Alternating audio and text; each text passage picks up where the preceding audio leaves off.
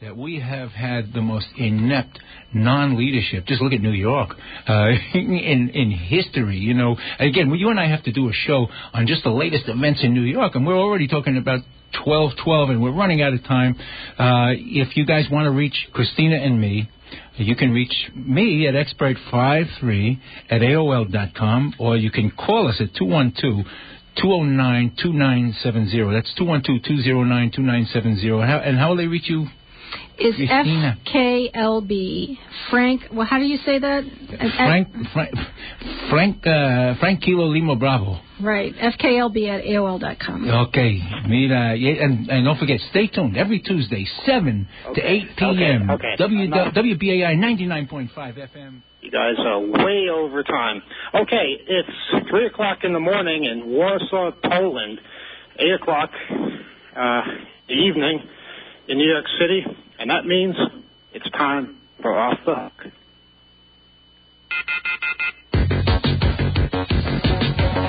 The telephone keeps ringing, so I ripped it off the wall. I cut myself while shaving, now I can't make a call.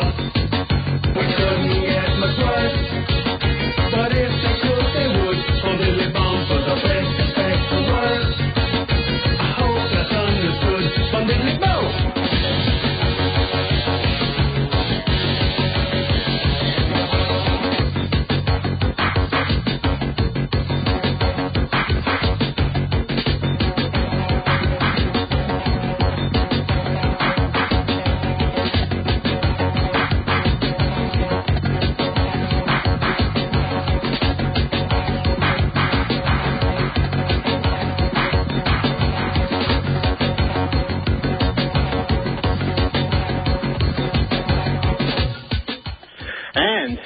Very good evening to one and all. It is 3 o'clock in the morning in Poland. However, I'm not in Poland. I'm actually right here in New York.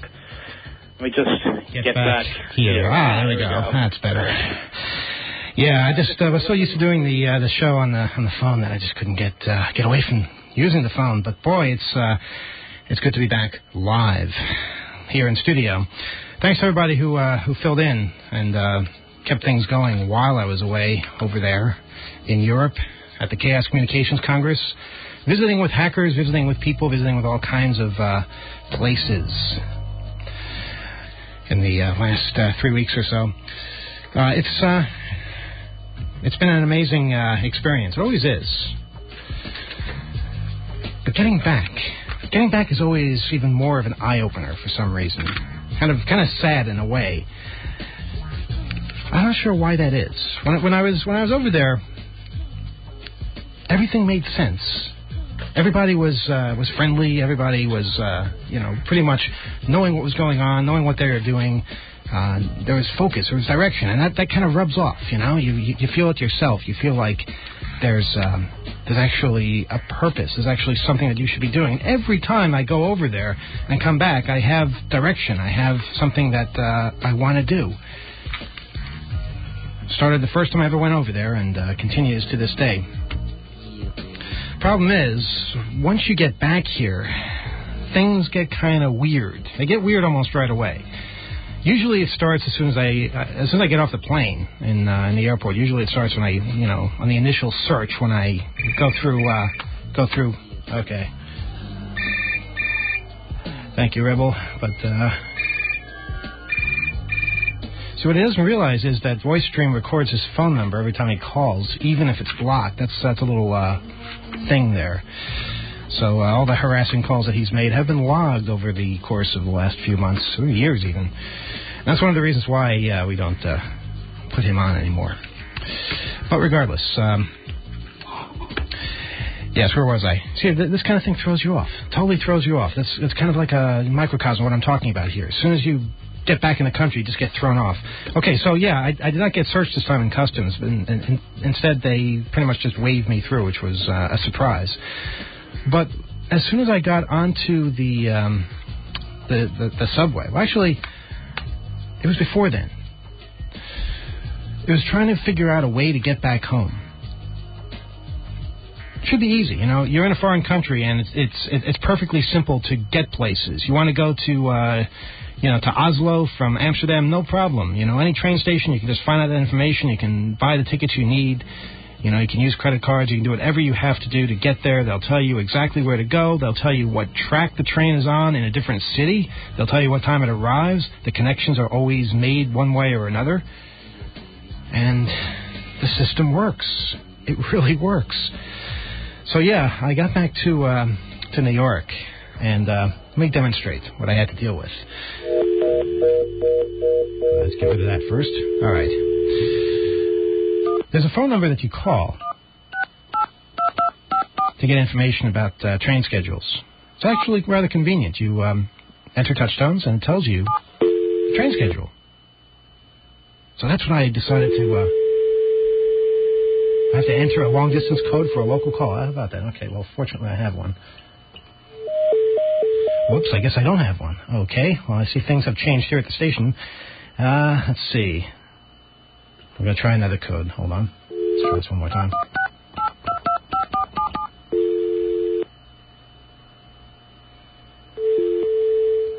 Okay.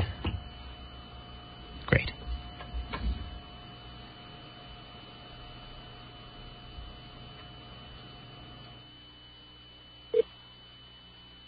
Thank you for calling the Long Island Railroad. After the beep, say schedules, fares, or representatives. Now, you see, that's a little bit different. That's a little bit different than what it was before. Before, you could just enter touch tones, and it was no problem at all. You know, now you have to say something, and that's great. Voice recognition technology is it's amazing. But when you're at a subway station, which is what I was at, waiting for the A train to take me to one of the train stations, either Penn Station or Jamaica, there's a lot of noise. So how do you do that when there's a lot of noise? You know, it's, man, does nothing work in this country? I'm trying to use a CD player, and it doesn't even work. This is insane. Almost every time, and I'm going to go through this laboriously. I'm going to explain every instance of this. Almost every time I use a bit of technology, since I've come back, it doesn't work for some reason. It just is completely broken. And right now I'm trying to use a CD player that refuses to recognize CDs, which I don't know what it's good for if it doesn't do that. Okay, recognize the CD on that track, but not the track I want. Okay. So I'm going to turn off the other CD player, put this over here. This is so embarrassing. And this happens every time. Oh, you look at that. It's my fault. There were two CDs in the same CD player. Okay, I'm sorry. Let's try and do this a little bit more smoothly. Okay, it takes a long time for it to recognize the CD because it's a technologically superior machine that takes longer to recognize these things. And sometimes because it's so technologically superior, it doesn't recognize it at all. So the initial problem is still there, even though there's one CD. So I'm going to move this one over there. You know, this was supposed to go so smoothly. Okay, now we go to the track that I wanted. There we are. Now, this is the sound that I was going to try and demonstrate here.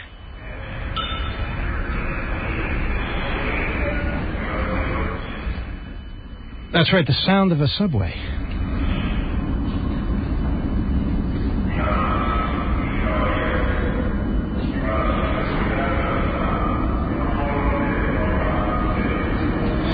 Now, imagine trying to call that little voice recognition system with all this going on in the background.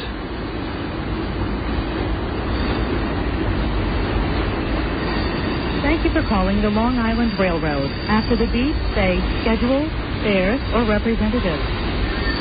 Schedules! At any time, you can get help by saying the word help. You can ask to hear a message again by saying repeat. You may change an answer by saying change the previous answer. You can start over at the very beginning by saying start over. Or you can end the call by saying goodbye. This is a voice response system. You must say schedule, fares, or representative. So you see, it doesn't really work all that well when you're surrounded by a lot of noise, and there's nothing you can do about it because it just keeps asking you for the same things over and over again. This is a voice response system. So, you must say schedule, fares, or at the subway representative. station, trying to get train information, which is something that I should be able to do without having to make a phone call. I just keep getting the same computer-generated voices over and over and over again. And so I'm standing there on the subway station just shouting obscenities into my own phone and looking like a complete lunatic with, all my bags and everything from Europe and not knowing where I'm supposed to go. Do I go to Jamaica? Do I go to Penn Station? What do I do? Complete mayhem. It's horrible. And then finally, I just called and stayed on the line for about 5 minutes, and then finally a person came on and was able to tell me where to go. So I went to Jamaica Station on the train. Now, when you get on a train here in this country, all of a sudden you notice the difference. You notice the difference between what it was like over there and what it's like over here. The first thing you see is how sad the people look. People just look miserable. I don't know why. But basically, when you're in Holland, which is the last place I was in, no matter where you are, whether it's in the Bijlmer, which is supposedly the worst district, or someplace that's touristy, people just look happy. It's hard to explain. Here, you don't get that, and the place is dirty. It's loud. It's noisy, inefficient. And I love the subway too. I'm not trying to put it down, but these are facts. These are definitely facts that are true when you go on to something like this after being on something else. You might not notice it ordinarily. You might not notice it if you don't go away. But when you do go away, they stand out, and they really cause you to think and ask yourself, why is this? Why do the people look so unhappy? Why is everything so dirty? Why is it so loud?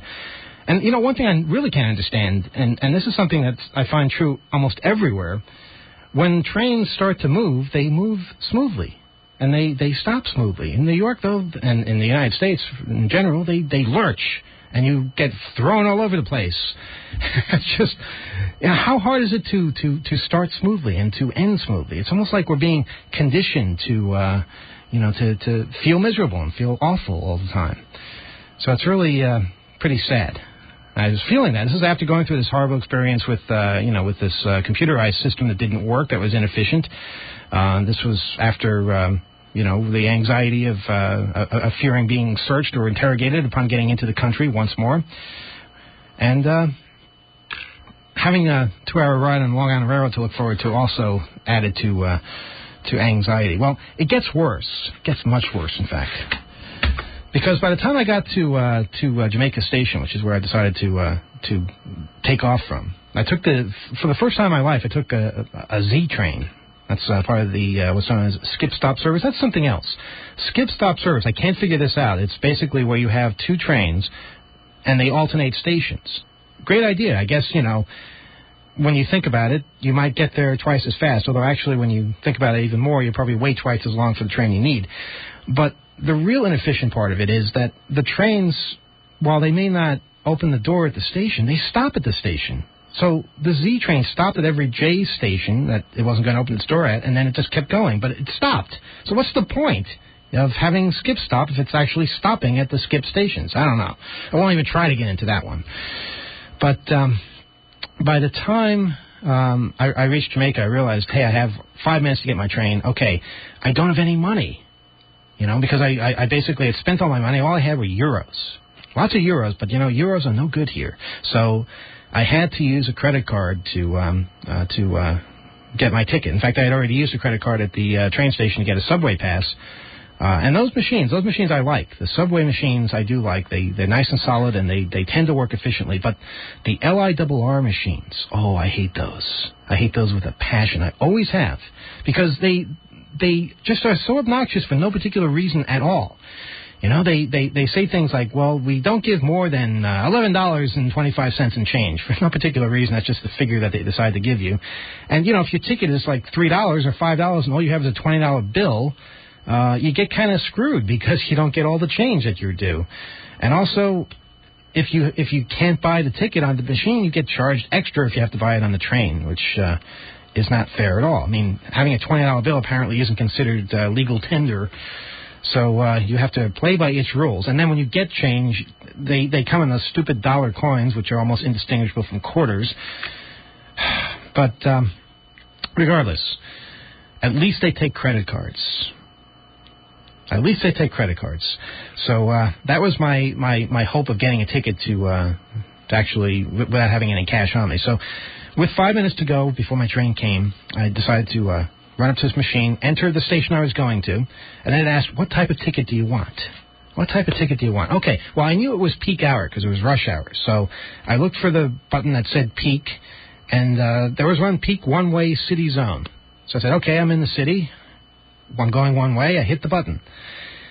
Well, it turns out when you do that, basically you're telling the machine, forget everything I told you up until now, but just get me a peak ticket to New York City from wherever I happen to be standing right now. I didn't know. I'm stupid. I didn't know that Jamaica wasn't considered part of the city. It's not. It's, I guess, part of the suburbs or something. So, basically, after I hit that button, it opens up its little mouth, you know, you're supposed to put the coins in. It doesn't do anything else. You know, it says follow the instructions for credit card transactions, but there are no instructions. All it does is open up the little coin thing and make this little noise like it's expecting money. And I'm standing there like an idiot with my credit card, so I decide to just give it the credit card and see what happens, even though it didn't ask for the credit card. I give it the credit card, and it just sits there for 4 minutes. I timed it, 4 minutes. My train is pulling in, and this thing is just sitting there saying it's checking with the bank. I don't know what it's checking with the bank, but it checks for a very long time. And finally, it approves the transaction and prints the ticket. That's when I realized the mistake on the ticket, as it's actually given me a ticket to Penn Station from Jamaica, which is pretty useless. So I went up to the clerk at that point and said, hey, this is wrong. I got the wrong ticket. Now, she knew immediately what had happened. She said, yeah, you can't hit that button. You have to hit the other button. She knew it so well because it must happen so many times in a day that she knows exactly what to say. She has a script right there because so many people make the same exact mistake because it's exactly what you would do if you wanted to buy a peak ticket. You would hit that button because it just stood out there. You know, I've used train machines in foreign countries where I don't understand a single word of the language, and it made more sense. It was easier to use because it was more intuitive. This was something that you have to search all the way at the bottom and find the right button to hit, and that's the way you're supposed to do it. So anyway, I said, okay, well, can I just, get credit for this or a refund or whatever, and or can I buy a ticket from you? And she said, well, I don't take credit cards. Great, the machine takes credit cards, the human does not take credit cards. My train is like in the station right now, and this person says the only way you can get a refund is if you fill out a form right now. And I asked her, well, can't I fill out the form and mail it in? No, if you do that, you won't get a refund. All of a sudden, I'm in Eastern Europe mentality here, where I have to do exactly what she says, or I'm not going to get anything, and I'm going to lose my $3 that I just spent by credit card. So I had to fill out this form, which cost me my train because it was already leaving by that point. And then I had to go back and try to use the machine all over again. And this time I used the other machine. And I put the credit card in. And it asked for my PIN code. Credit cards don't have PIN codes. Debit cards have PIN codes, but credit cards don't have PIN codes. Besides, I just used this credit card at the other machine and didn't ask for a PIN code. So after some more cursing and kicking the machine, I was really turning into a complete lunatic by now. And I know now why people are like this, why people are constantly yelling and screaming and kicking things. Because they've been to Europe, because they know what it's like in other parts of the world. Those are the people who have traveled. So I went to the other machine, and of course it couldn't read my card then. It said, no, sorry, I can't read your card. So I knew how that worked. I put it in a second time. Nope, sorry, I can't read your card. Put it in the third time. Thank you, we can read your card. And finally, after another 4-minute wait, it spat out a ticket. By that time, I had to wait another half hour for the next train, but at least I got on it. But it's still not a happy ending, because the train I got on it stunk. It was the sticky floors again, overcrowded. I was spoiled. I was spoiled by being overseas. Overseas, I was able to, no matter where I was, if I was on a subway train, if I was on a long-distance international train, whatever, I was always able to set up my laptop on the seat in front of me. There's a little table that comes down, sort of like on an airplane, I guess, And basically what I would do is set up my laptop there and either type away, write something, or listen to something, because I had all kinds of audio files. In fact, I listened to a lot of WBAI shows while I was traveling. Of course, on the Long Island Railroad, you can't do that. There's not a table, there's not enough space to stretch out at all, and it's so loud and noisy that you couldn't hear anything anyway or concentrate in any way.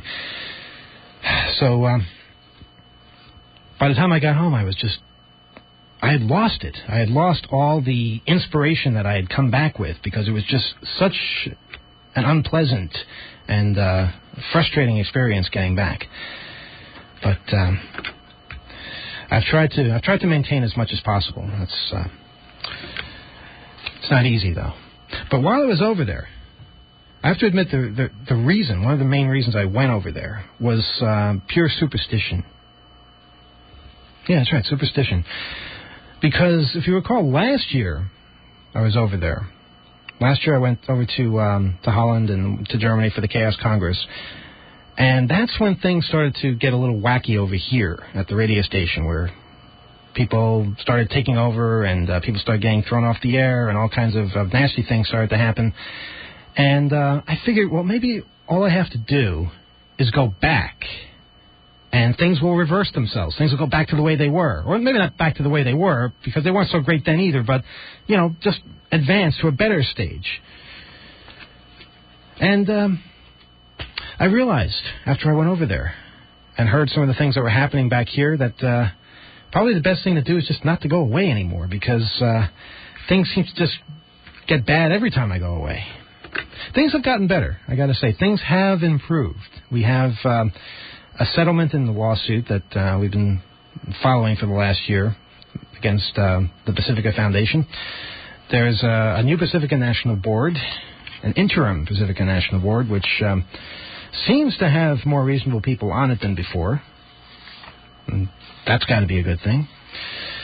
We have a Pacifica National Board meeting here in New York City, which will be taking place this weekend. And that's a great opportunity for people to express themselves one way or another. We just found out where it's going to be. It'll be at the Doubletree Hotel, 1568 Broadway at 47th Street. And that's January 11th through 13th. The schedule basically shows us that Friday through Sunday, the interim board meeting will take place. And the evening meeting takes place on Friday. That starts at 7 p.m., runs till 9:30. On Saturday, meetings all day from 9 to 5, and on Sunday from 9:30 to 3 p.m. So that's the first meeting of the interim Pacifica National Board. Now, what's interim about this? Interim meaning that it's kind of a temporary thing. But basically part of the settlement was a reallocation of the various board seats. And what that means is that right now there's the people who were protesting things last year and trying to change the way the board was moving, and actually people who are behind the lawsuits, they are now in the majority of the Pacifica National Board. So things are changing, at least on paper, but I'm not sure how much they're actually changing in practice. And that's part of the frustrating thing that I heard when I was on trains over there. Over there, listening to various programs, various shows, some of my favorites like Mike Fader, Bob Fass, Morris Orthodox Radio Crusade, and of course Off the Hook, because we had to see just how it sounded over the air. It sounds completely different over the air sometimes than when you're on the phone. And you realize, listening to this, that there's some really good radio going on these airwaves. I mean, it's really fascinating to listen to. When people just kind of ramble on, maybe not in this particular case, but in other cases where people ramble on for long periods of time about their lives, about what's going on, you just sort of get drawn into it. And particularly shows like Bob Fass and Mike Fader, where they just basically go on for hours and you follow them for years. It's the best kind of radio there is. It's like the old Gene Shepard shows that if you haven't listened to them, go search them out. You know, they're what radio is all about. You know, most people think radio is just about playing music and sounding cool. It's crawling into your consciousness. It's figuring out where you stand on things. It's figuring out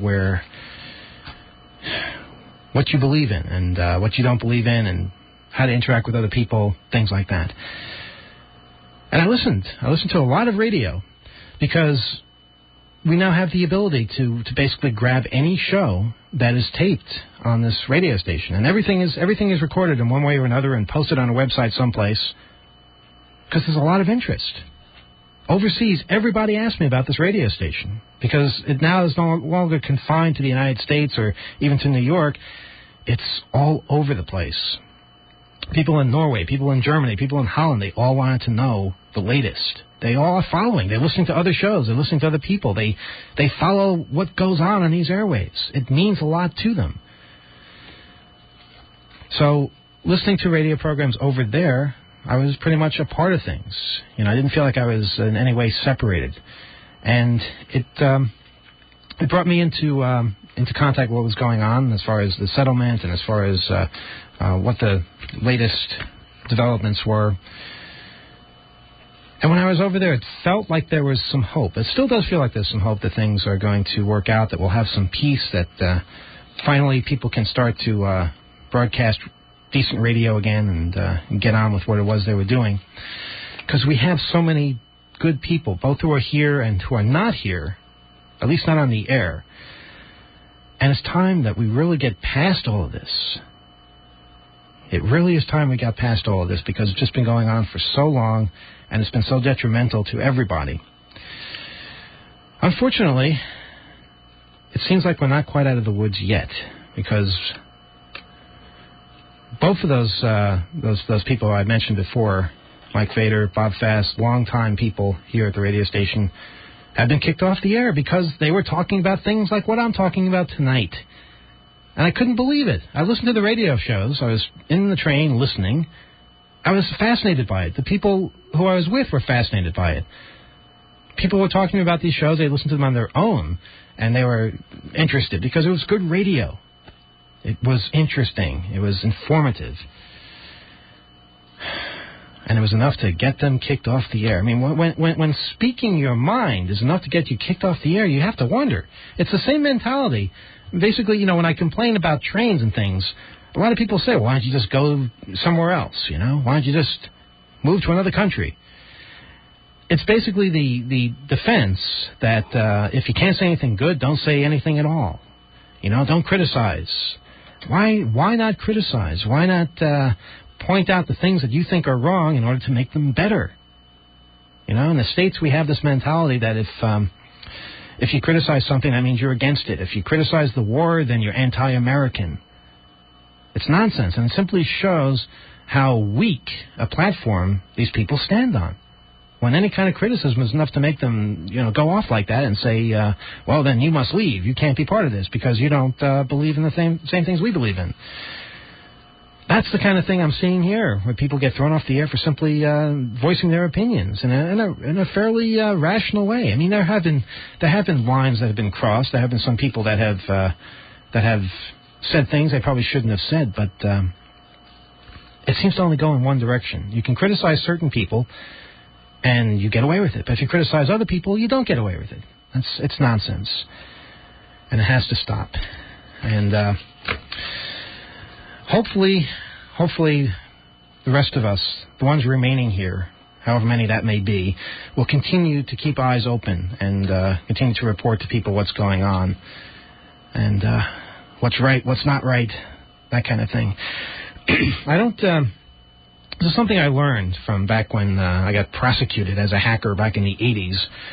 I don't blame people for the way they react under immense pressure. When things started to happen to me, I noticed something. It was rather interesting, in fact. I noticed that there were certain people that would actually go to the authorities on their own without being asked and volunteer information about me. You know, they would say, well, this person said something, anti-government at one point, and maybe this is something that you would be interested in. Maybe it's nothing. Who knows? Basically, the people that do that are scared.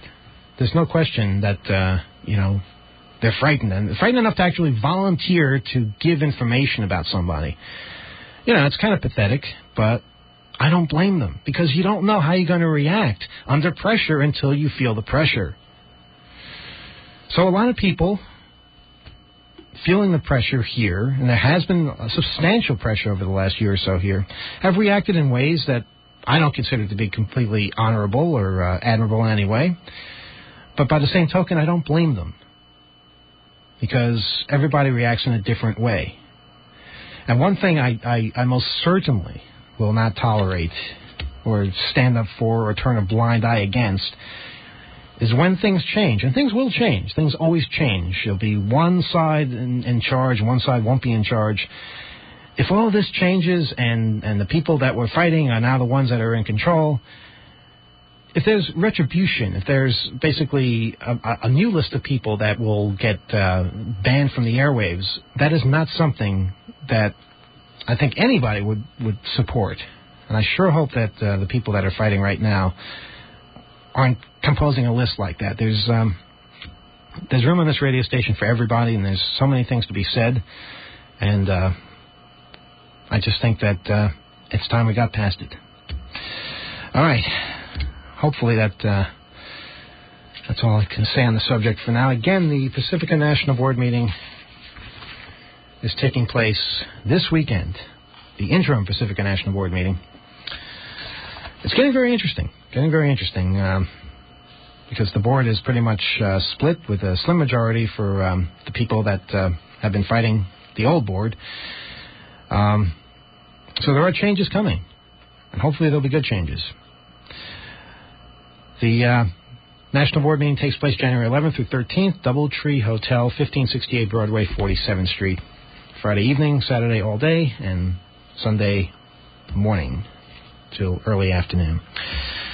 Well, we're going to take some phone calls in just a little bit. And Sarah, if you're here, almost didn't make it this week, huh? Well, I had a little trouble downstairs. Well, what happened? Well, I wasn't on the list, Oh, the list, yeah. Yeah, so, I had to, get tackled and go through all that. Yeah. The old searching and everything else. Yeah, okay, well, the people downstairs are friendly at least. It's not like that one instance I had. They're much better people now, and very nice. So, did you see the, actually, I haven't brought these out yet, but I brought these back from Europe. Euros. That's right. Euro notes. This is what they sound like. Nice and crispy. A €5 note, a €10 note, a €20 note, a €50 note, and a 100. I'll pass these around for people to fondle. And they have all kinds of anti-counterfeiting measures inside them, which I think are pretty interesting. Euro banknotes are printed on pure cotton paper that contains fluorescent fibers, with some sections of the face printed in relief, making them identifiable to the touch and acting as safeguards against forgery. That's according to the European Central Bank. And those are Euro coins you're hearing now. It's actually, the whole thing is very symmetrical. I didn't realize this when I was talking about it last week. But basically, you have a 1 penny coin, you have a 2 penny coin, a 5 penny coin, and a 10 penny, and a 20, and a 50, and then you have the €1 coin and then the €2 coin. Sounds very complicated, but it's actually really, really simple, because the whole thing is a 1, 2, 5 system. So it's 1 penny, 2 penny, 5 penny, then it's 10 cent, 20 cent, 50 cent, then it's €1, €2, €5, then it's €10, €20, €50, and then it's 100, 200, 500, which is where it ends. Every one of the bills increases in size, too, with its value, which I think is also pretty interesting. The €5 note, which is the first note that you actually get, is the smallest, and the 500, which I wasn't able to get, is the biggest. And my 100 seems to be missing. Oh, there it is. Okay. Careful with that. Keep track of these things. So, further ways of detecting whether a Euro note is a forgery include checking the watermark and security thread running through the note. The watermark displays a picture and the number indicating the value, which are visible if held to the light. The security thread is a dark line running through the note that can also be seen when held up to light. Other telltale signs are discernible if the banknote is tilted. These signs vary between low and high denomination notes. Low denomination notes of €5, which is equal to about $4.40. 10 and 20 euro have a hologram foil stripe on which can be recognized the euro symbol and the value of the note. These denominations also have an iridescent stripe on the reverse side, which shines when the note is tilted under a bright light. Higher denominations, 50, 100, 200, and 500 notes, have hologram foil patches showing an image of the motif and the value of the banknote when the note is tilted. The notes also have a color-shifting ink feature. When the note is tilted, the numerals change color from purple to olive green or brown. The new coins are also made to specifications that make it easy to detect false coins. They don't go into any detail about that. Here's another technological advance. Dollar Rent-A-Car is continuing a test program of fingerprinting customers through the end of January and adding New Orleans, Newark, and John F. Kennedy International Airport in New York to the test sites. Yeah, fingerprinting for renting a car. The aim is to thwart theft. Jim Senese, Vice President of Quality Assurance, said 99.75% of customers involved last month either said they approved or did not complain. 99.75, that's a strange number, don't you think? I mean, is that a number that you just sort of pull out of your head? You know? Usually, you know, if you're going to exaggerate, you say 99.99%, but this guy said 99.75%, which tells you that either he's quoting a very specific figure or he exaggerates in weird ways. I guess you could probably figure out how many people were asked if it really is a poll of some sort, because it's, 0.75. That would be that would tell me that 400 people were polled, right? Yeah, there you go. 400. Yeah. So 400 people were asked. There's something quite curious on this 100 note here. I haven't looked at the other ones, but I haven't seen this on any currency before. It says that it's copyright the European Central Bank.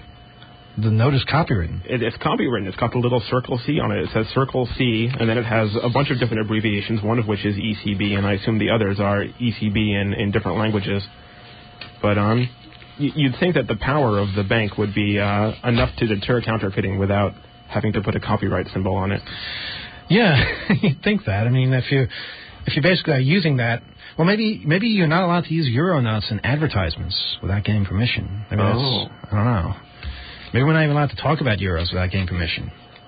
I think we better stop right now. Maybe we should stop, yeah. But speaking of copy protection, we have an ally. We have some guy who's on our side, it seems, who has a clue. You know who that is? Who's that? It's Representative Rick Boucher of Virginia. That's right. He basically seems to get it.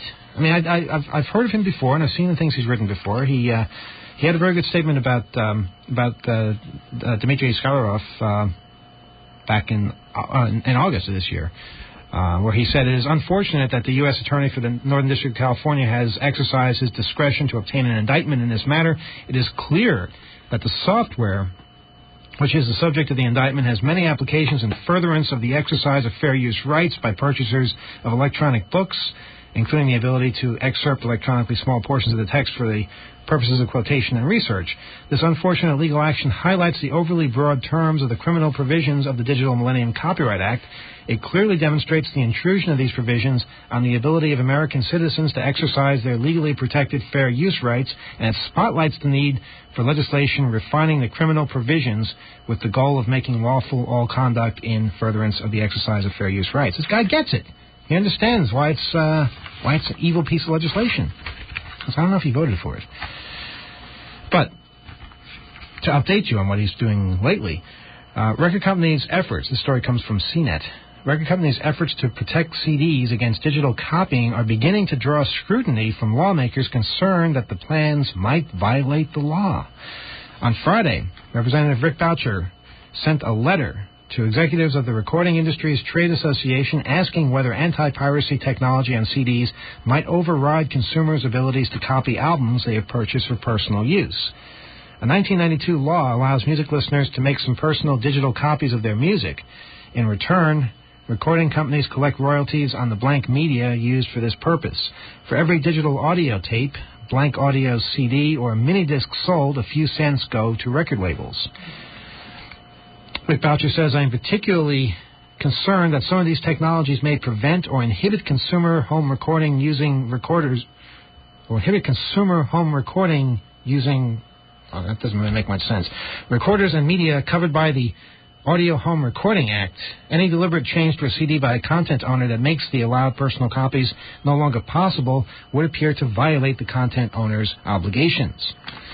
So basically what the record companies are trying to do is both get paid for the digital media, the blank digital media, and prevent people from making copies onto that blank digital media. You know, and scream copyright infringement and all that kind of thing. So I guess it finally drew some attention that they're trying to have it both ways, and it's just not quite right. I think that Boucher, with sentences like that, could just reduce his information to a simple 30-character acronym. Would be nice. We have this from Japan. Actually, somebody sent us I guess it's a police blotter of some sort from Japan, but there's one interesting note on it. There's all kinds of crimes on here, including gun charges, fraud, murder, jewel heist, but this one is called copyright piracy. Dated November 28, 2001. The high-tech crimes unit of the Kyoto police today arrested 2 young men on suspicion of violating the copyright law by sharing copyrighted files between their computers via P2P, peer-to-peer, file exchange software. The arrests were said to be the first of their kind in Japan. The initial complaint was filed by America's Adobe Systems. Yeah, Adobe is really busy out there. And what else? Crowd surveillance kit using face recognition technology by Visionix has been a comic failure in tests by the Tampa, Florida police, according to the ACLU. By leveraging the Florida Open Records Law, the watchdog organization obtained system logs proving that the Visionix contraption has thus far failed to identify one single crook or pervert listed in the department's photographic database, while falsely identifying a large number of innocent citizens. The earliest logs provided by the department show activity for July 12th, 13th, 14th, and 20th. On those dates, the system operators logged 14 instances in which the system indicated a possible match. Of the 14 matches on those 4 days, all were false alarms, according to the ACLU. The Tampa police started using this system in June of this year and abandoned it in August. Actually, I guess that's June of last year. Yeah. I wasn't aware that they had abandoned it, though. The Register, which is where this article comes from, was the first publication to report back in September that face recognition technology is essentially useless in crowd surveillance situations. We're glad to see the ACLU following our lead here. Unfortunately, a number of U.S. airports are investing in the Visionix technology and a similar scam kit from Visage for window dressing to reassure frightened passengers that terrorists can be caught by automated cameras. Anyone tempted to imagine that the airline industry, the FAA, and the DOT are in any way concerned about passenger safety should read an article in the New York Times which revealed that the U.S. Department of Transportation, quote, will not insist that airport screeners be high school graduates, a requirement that would have disqualified a quarter of the present workforce of 28,000, unquote. Amazing. That's pretty much it from the newsroom, I guess. You have anything else over there? Take some phone calls otherwise. Well, on the topic of the DOT, this could become more involved than we might like, but there's a report that was just released called Vulnerability Assessment of the Transportation Infrastructure Relying on the Global Positioning System. Oh, boy. And, of course, GPS is a system of satellites that allow you to triangulate your position on the Earth from a little handheld device or similar small piece of electronics. Mm-hmm.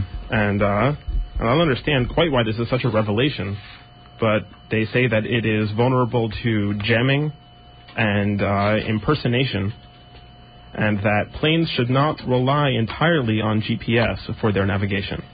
Go figure. Yeah, okay, all right. And, the great deficiency here is, I say it over and over again, but cryptography or lack thereof. And we've seen it happen with the DCSS case where CSS was an inferior system that was easily cracked, and the reason it was inferior in the first place was because they don't want to put strong cryptography in the hands of the masses. And here we go again with a GPS system where you could impersonate one or more of these satellites and tell a plane that it's somewhere other than where it is, or get somebody lost in the woods, strictly because they did not invest in good cryptography so that when your little device is talking to one of those satellites, you really know that it's one of those satellites. Disturbing, to say the least. Our phone number is 212-209-2900, and I can see the phones are all wacky again today. I see calls moving all over the place. What I'd like to know from people who are calling in, and obviously winding up someplace where we can't get to them, is what happens when you ring the phone for a very long time? Does it pick up? Does it just give you a fast busy? Or something strange is going on? Because I see the lines just kind of advancing in all different places. But give us a call if you have something to contribute or to say. And I guess let's take our first phone call. Good evening. You're on the air. Yes, don't you just hate when people... All right, look, I gotta really insist that you stop calling us. Otherwise, we'll have to start taking phone calls completely. And we had a conversation at the meeting, Rebel. All right? I made it clear to you what would happen to you if you continue doing this. I wasn't kidding. Good evening. You're on the air.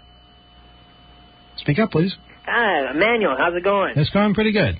First-time caller from Kentucky, but a very long-time listener. Great. Real quick question for you guys, actually for you specifically. I just got a VoiceStream phone, and I'm planning on taking it over to Portugal. And I was wondering how that worked for you guys whenever you went over and you used your phone. It works great, but you have to have what's known as a either dual mode or a dual band or a tri-band phone, because the frequencies over there are different. We use 1900 and they use 900 and 1800. In order to place their phone calls. So while your SIM card will work, your phone won't unless it's able to receive those frequencies. Well, I have a tri-band phone. I know that recently I called VoiceStream, and I remember you saying a little while back that VoiceStream allows you to receive calls for free. Is that correct? Well, I don't think it's something that they mean to do. I haven't seen the current bill, but I do know that I went there last December, and I went there over the summer, and both times I was not charged for. Basically, the incoming calls I think were put against my my total minutes for the month, so I wasn't charged for those. Basically, they just counted as minutes, and they were free. Okay. I had asked him about that. One other quick note about that, and then I'll get off the air. I noticed something real weird, at least on a VoiceStream phone. If you dial 115, you end up getting a radio station in the Midwest. An NPR station in the Midwest patches you directly in. Really? And you can listen to the radio station. Wow. I wonder how much that costs, though. I'm not sure. Try this. This is something interesting we just discovered this weekend. Try dialing 4 3s followed by the pound sign on a VoiceStream phone, and you get all kinds of wacky things. Okay. I'm not quite sure what it means. And it might not even work in Kentucky, but it works in New York. 4 3s followed by a pound sign. So I'll give that a try. All right. Thanks, Emmanuel. Sorry. Take care. Weird. All right, let's take another phone call. 212-209-2900. Good evening. You're on the air. Good evening. You're on the air. All right, it's not a dial tone, but it's a hum of another sort. Good evening. You're on the air. Yes, good morning, or good evening, Manuel. How you doing? Make it quick, though. I'm going to hope that you get suspended so you can join the illustrious group of people who are suspended, because you have done enough to, to say how you felt that is similar to the way I feel, and in support of all the banned and fired. Well, let me just counter that, though, by saying that I'm not saying what I'm saying in order to join a group of people that have been suspended or to be part of one side or another. Frankly, I think there's a lot of nonsense on both sides. I just think the time has come where we have to stop harboring all these old grudges. We have to forgive, and there should be a lot of forgiveness going on both sides. And we have to start thinking about radio again. We have to start thinking about all the good radio that we can produce out of this place. I mean, some really, really, really good people are at this radio station, and a lot of them are unfortunately not at this radio station at the moment, although they're still out there someplace. And when they're all together, when we're all producing programs together, it's amazing. It's magic. It's something that I think is precious. I mean, you don't throw people like that away. You don't just walk away from them and cast them aside. You have to treasure these people and encourage them. And, yeah, occasionally they might say something you don't like. You might disagree with them. It happens all the time. That's part of what speech is, something that we in America seem to not understand increasingly. When someone says something you don't like, you just either cover up your ears and refuse to listen, or you kick them out one way or another, or you accuse them of all kinds of things that they were never part of in the first place. And that's what's going on here, and that's what's got to stop. So that's my only motivation is not to join any particular group of people. But thanks for your call, and thanks for all the thoughts that you've continued to bring us. Does matter, does make a difference. Good evening. You're on the air. Yes, hi, Emmanuel. How you doing? I wanted to make a comment on you. You were talking about the Long Island Railroad system. Yeah, go ahead. And I think that your point is very well taken. Not only in the subway station, but they went from a system that worked fairly well, that the like you said, the touch-tone system, the teletrip, whatever they used to call it. Yeah. This voice system is total nonsense. I spent about 20 minutes one day trying to get a schedule. Then I finally picked up a phone book and looked it up. It was just ridiculous. Yeah, and they make it so difficult. And, over in those other countries I was in, every single country, they're all the same. They all speak different languages, but they all have the same basic system. You go to a particular chart in every train station, and you look up what train you want to take, what day you want to do it, and it tells you everything, including what time it arrives at the faraway destination, and it tells you what track the train will be on. Have you ever been in Penn Station where they tell you what track your train is going to be on? They usually tell you a minute before it shows up. Even that's a joke. You have to run all over the place to find your track. Yeah, they have no idea when it's going to show up. Over in Amsterdam, I was at Central Station in Amsterdam, they can park 3 trains per platform. They have a middle track, and basically the trains sort of cut around each other and just go on to the A section of the track or the B section of the track. And it's so synchronized. It's so intelligent. It's so amazing. It's like an intelligent being of its own, the train system. I mean, not to mention the way they operate. They pull into the station in such a way that you're almost forced to the worst possible part of the platform. First of all, the train itself will go all the way to the far end of the as far as it can go. Mm-hmm. And most of the time, the things you want are at the totally opposite end. Then if you get an off-hour train, they'll cut off the last 4 cars. They'll say, well, no, these cars don't exist. They just shut them off completely. Or they'll tell you the first 2 cars will platform, but you have no idea what car you're in, so it doesn't really matter at all. It's a very, very unfriendly system. I mean, and the jolting part, if you think that's bad, by the way, try taking a bus one day. Ugh. It's like the drivers are getting off on just bouncing you around as much as they possibly can. Let me ask you a question. Why do you think it's so bad here? I mean, I know we're not stupid. We can do better, but why don't we? I really think it's something like a little bit of... it's kind of like an American attitude that if you're riding mass transit at all, you deserve what you get. You belong in a car in this country. If you're not in a car, if you're not in a limo, then you sort of deserve what you get. If you're in a mass transit situation of any sort, whether it's Long Island Railroad, subways, buses, these are bus people. Who cares, really? That's I think, the attitude. Maybe so. I just think we need to invest a whole lot in the infrastructure and make it work efficiently, because the rest of the world is doing good. I've been in Europe. That's the future, and we're going to be the past really soon if we don't start making improvements. That's a sad state of affairs. Yeah. But thank you, Emmanuel. All right. Thanks for calling. Okay. A lot of people would accuse me of being anti-American and saying horrible things, but you have to speak up when you see something's wrong. And it's obviously wrong. It's not the way it should be. It's uncomfortable and inefficient and lousy. All right, let's go over here. Good evening. You're on the air. Hey, Emmanuel. I just wanted to follow up on that. The guy just said. Okay, you got some static, and also I think your phone is your radio is on. I'm sorry. Can you hear me now? I can hear you, but I still hear the static. Sorry. You can make it fast. Yes, I'm sorry. I just want to follow up. We used to have a system of transit in this country. As incomplete as it was, that was just second to none in a lot of ways. We had trolley systems, we had light rail, we had all kinds of things that were gutted in the 30s, 40s, and 50s as the automobile came in. And it's just, sad to see, but, Long Island Railroad and what used to be the New York Penn Central Railroad were, second to none. And it's just sad to see them go, but it's the lack of investment in our public transportation system. Right, and what happened in Detroit is an excellent example of how a city was gutted because of the auto industry, how the mass transit was literally ripped up, for the benefit of the car, and now nobody lives there, and it's a ghost town. Thanks for your call. Thank you. I hope you get that static fixed. Good evening, you're on the air. Yes, hi. How you doing? Do you know the rationale, can you assume you know the rationale behind Amy's being forbidden on this morning? He said, the guy, whatever his name is, Clayton something, said that a slip of paper was slipped under the door, and he said it wasn't sufficiently official. I'm not sure. I'd rather keep personalities out of it, but I do know that it's raised a lot of concern. You're speaking about Democracy Now! Yes. Being returned to our airwaves. Right. It's been returned to the airwaves of the other Pacifica stations, so I'm not sure why it's not on this station. Well, I think this man is taking over and presuming to override the official... That's an opinion. I think that's something that should be brought up at the national board meeting this weekend. Why did we have to wait so long? The other thing is, did you notice that when you were in Europe, did you notice anything about the public schools at all? No, actually I didn't. Because I don't know if they practice what this country is beginning to practice more and more, a lot of religiosity being brought into the curriculum.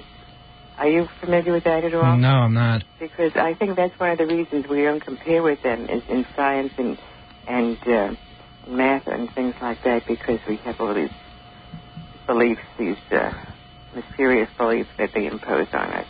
Are you aware of it at all? No. Okay, I'll be in touch. Bye-bye. Okay. Look forward to it. Good evening. You're on the air. Don't you just hate when... Oh, please. Yeah, I do hit it. Good evening. You're on the air. Hey, first time I've called your show. Really agree with all your remarks, and I'm just so steamed at how the oil industry runs this country, and that's what's behind the mass transit being so lousy. We're trying to just promote people to boycott oil and demand that we do solar and renewable energy in a big way. There's no excuse. We can get 200 watts of electricity from a square meter of PV panel. It's the same stuff that computer chips are made out of, and they're just totally foot-dragging on that. The media just never mentions solar and renewable energy. Right now, it's cheaper to put a wind plant up than to generate the same amount of electricity from coal, a 1.5 megawatt wind plant. They're just dragging their feet. Europe is light years ahead of us on renewable energy, and that's why there's decent mass transit, I think. Or at least why it's so bad here, because the oil companies and the energy monopolies just run everything. Yeah, I agree with you totally. In fact, when you're in Europe, you see windmills everywhere, and they're all in use. I understand Denmark is something like 30% wind powered. It's at least great. Electricity. I mean, you don't think a power plant would look attractive, but these look beautiful. Well, there's some a very narrow moneyed wing of the environmental movement has actually complained that wind towers are unsightly and that birds hit them, but they don't have any problem with cooling towers for nukes and all that stuff. Yeah. So, I don't know. And as far as the BAI situation is right on. I mean, sometimes I wonder whether they're deliberately shooting themselves in the foot in order to destroy the whole network, or whether it is just personality conflicts. And I'm sure there's some people up there just laughing their all the way to the bank. I like to think it's mostly the latter. I like to think that we're coming out of the woods and that we can put all this aside and just work together in the future. I think it's an outrage that with the settlement just happening, they went and fired Bob Fass and Mike Fader. What an outrage. Well, let's just hope that's it's only a temporary thing. We're out of time, unfortunately. I'd love to speak about this more, but we do have to go. We'll be back again next week. And again, the Pacifica National Board meeting takes place this weekend. Hang on, let me find the exact time again. At the Doubletree Hotel, 1568 Broadway, 47th Street. You can check www.wbai.net for more information, or the Pacifica website, www.pacifica.org. We'll see you next week. Good night. Hey!